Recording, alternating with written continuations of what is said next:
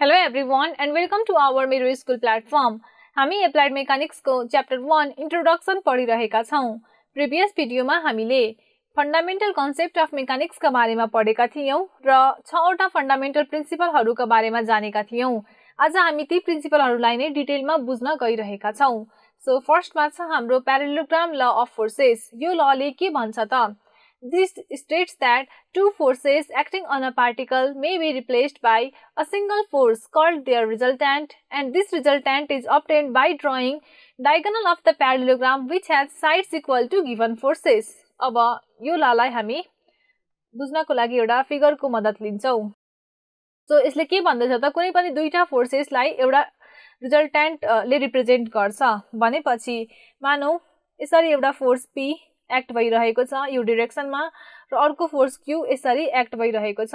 अब यो दुईटा फोर्सेस P र Q र मानौ यो दुईटा फोर्सेस बीचको एंगल यो थीटा छ र O पोइन्टबाट दुवै एक्ट भइरहेको छ भने यो केसमा यो P र फोर्स र Q फोर्स को इक्विभ्यालेन्ट फोर्स रिप्रेजेन्ट गर्छ एउटा अर्को फोर्स जसलाई हामी भन्छौं रिजल्टेन्ट.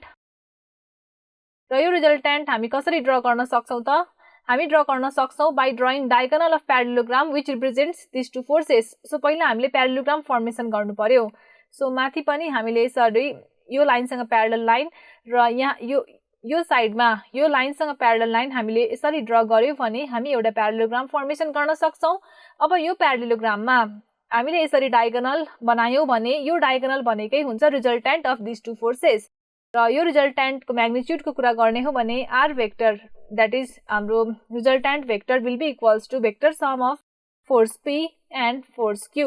सो यो भयो हाम्रो vectorically r vector equals to P vector plus Q vector. So यसको म्याग्निट्युड जुन छ म्याग्निट्युड भनेको हुन्छ under root of P square plus Q square र यो यसको डाइरेक्सन. सो मानौ यसले यहाँ योसँग बीटा एंगल बनाएको छ.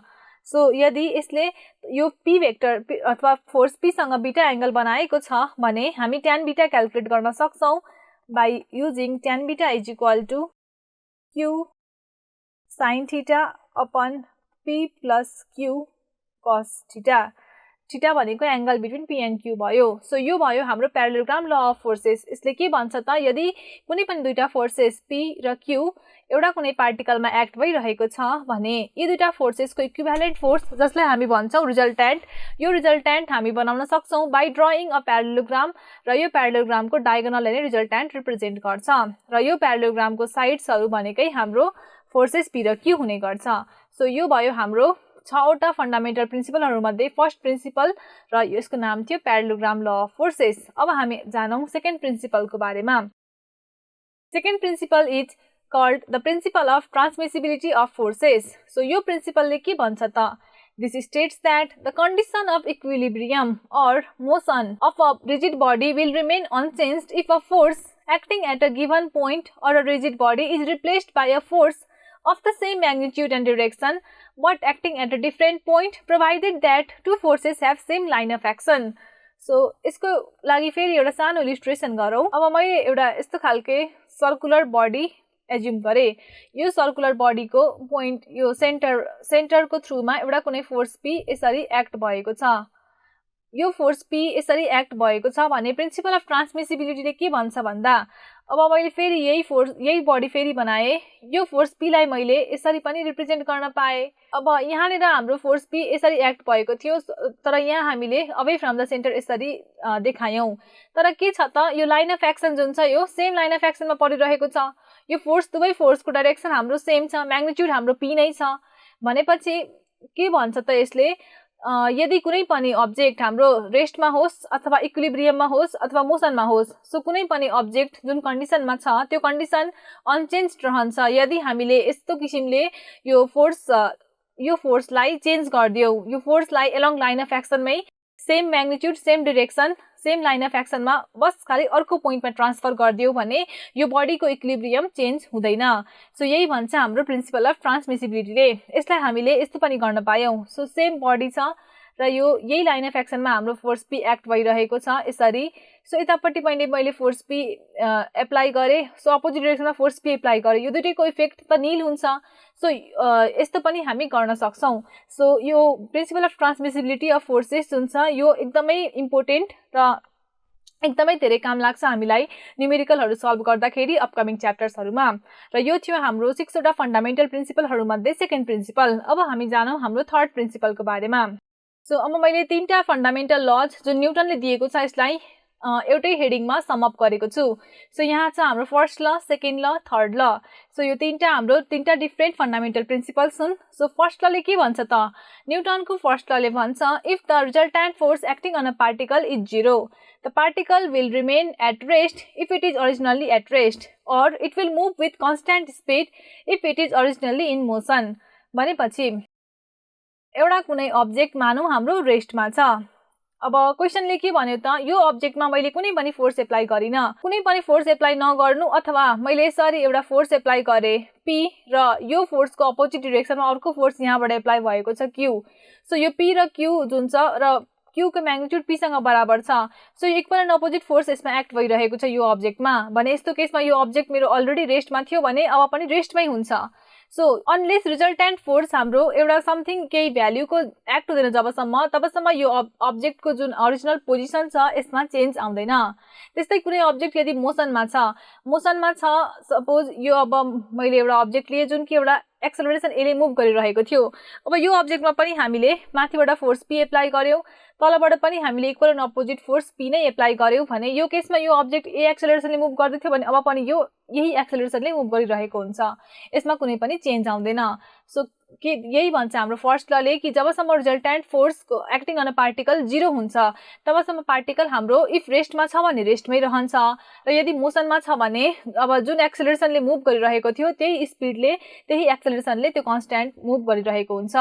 त्यसमा यसको हाम्रो पोजिसनमा मोसनमा केही पनि फरक पर्दैन until and unless resultant force acting on particle is 0। अब सेकेन्ड लको कुरा गरौँ। सेकेन्ड लले के भन्छ, if the resultant force acting on particle is not 0।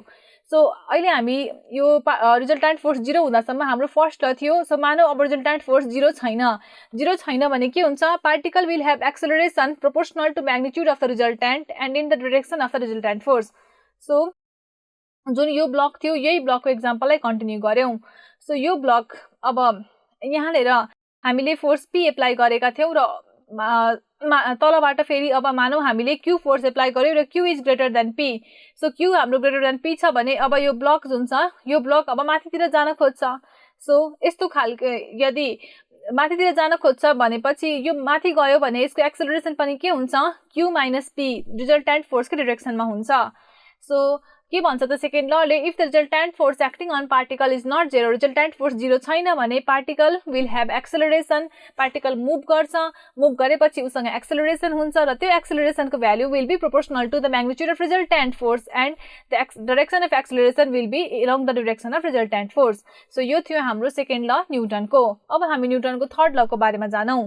Third लले भन्छ the forces action and reaction between the bodies in contact have same magnitude and same line of action. So अब यसले के भन्छ भन्दाखेरि यो एउटा कुनै वाल छ र यो वालमा एउटा बडी यसरी रहेको छ। सो यो बडीमा हामीले कुनै फोर्स यसरी एप्लाई गर्यौँ भने यो फोर्स पी बराबरको अब यहाँनिर हामीसँग यो वाल सर्फेसमा के हुन्छ, रिएक्सन डेभलप गर्छ वालले र रिएक्सन जुन छ यो पी नै बराबरको हुन्छ।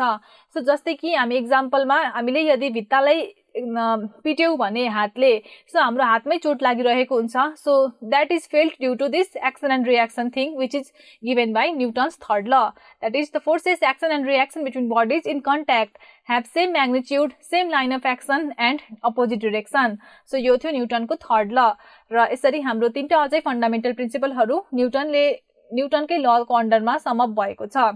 अब हाम्रो last fundamental principle of mechanics which is again given by Newton and it is called Newton's law of gravitation। So यसले के भन्छ त, this states that two particles of masses m1 m2 are mutually attracted with equal and opposite forces f and minus f of magnitude given by formula f equals g m1 m2 by r square। So एउटा कुनै particle छ जसको मास छ m1, अर्को particle छ जसको मास छ m2।